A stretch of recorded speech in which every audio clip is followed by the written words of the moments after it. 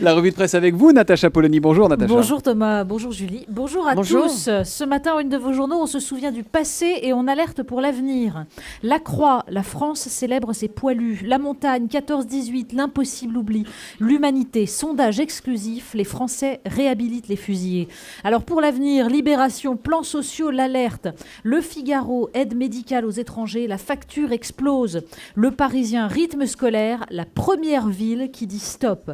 Les Échos, la BCE se mobilise contre la déflation et l'eurofort. Et pour les magazines de ce week-end, le Parisien Magazine s'interroge sur ce que Fabrice Lucchini appelle la tyrannie du rire obligatoire. 1, 2, 3, riez.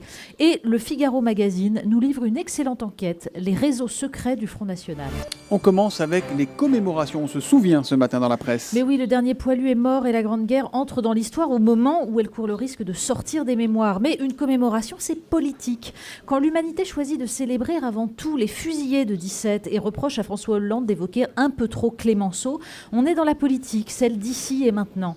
Quand Guillaume Tabar, dans le Figaro, souligne qu'après la réflexion lyrique sur le patriotisme comme défense de la République, le chef d'État a hier dans son discours, sur le même ton, égrené le calendrier des commémorations, on est dans la politique, on est dans la mise en cause d'un président qui ne se hisserait décidément pas à hauteur de l'histoire.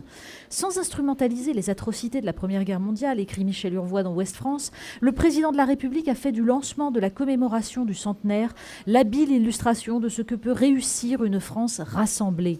Tous les éditorialistes nous racontent entre les lignes la colère de la Bretagne, le pays fracturé, la crainte d'une contagion. Mais bien peu semblent croire que la célébration de l'Union sacrée de 14-18 suffise à susciter celle de 2013. La patrie se porte mal quand plus personne ne porte l'amour de la patrie. Natacha, vous avez remarqué évidemment qu'il y a certains ministres qu'on entend de moins en moins, voire plus du tout en ce moment. Mais oui, et d'ailleurs c'est la une de l'Opinion, le cercle des ministres disparus. Alors avec des affichettes, Manuel Valls disparu. Nous recherchons Michel Sapin. Appel à témoins, Philippe Martin, aidez-nous à le retrouver. Les journalistes de l'Opinion s'amusent de l'anecdote d'un Arnaud Montebourg refusant de s'asseoir avec Jean-Marc Ayrault et Pierre Moscovici sur un canapé en cuir de la Cité du Design. Chacun pour soi, pendant que les soldats du hollandisme subissent la mitraille. Mais le Parisien aurait une explication à ce silence assourdissant. Pour viser Matignon, le silence est d'or, écrivent Éric Achman et Nathalie Chuc. Manuel Valls, Michel Sapin, mais aussi Martine Aubry, Claude Bartolone. Les taiseux sont tapis en attendant leur tour. Bon, cela dit, pendant que la gauche se cherche des recours, la droite se cherche des modèles, ça c'est l'Opinion qui nous le dit, des modèles illustres dont chacun se bouscule pour récupérer un morceau d'héritage. Béatrice Houchard et Ludovic Vigogne s'amusent des références à Pompidou chez Nathalie Kosciusko-Morizet, à Chaban chez Alain Juppé, mais aussi chez François Bayrou, à Philippe Séguin qui n'a jamais été autant célébré que depuis qu'il est mort avec ses épigones autoproclamées, donc de Xavier Bertrand à François Fillon, ont rallié l'européisme. Et le samedi 9 novembre, bien sûr, demain, tout le monde ira à Colombey les deux églises chercher un morceau de la vraie croix de Lorraine. Marcher sur les tombes, c'est aussi piétiner la mémoire. Et puis on précisera pour ceux à qui ça aurait échappé que Philippe Martin, c'est le ministre de l'Environnement. Oui, parce que finalement, on ne le sait plus très bien. La transmission, l'héritage, on en parle également dans vos journaux. Oui, on en parle aussi dans le magazine Femmes majuscules, ce que l'on transmet à ses enfants cette fois. L'héritage, bien sûr, mais qui est tout sauf un don matériel.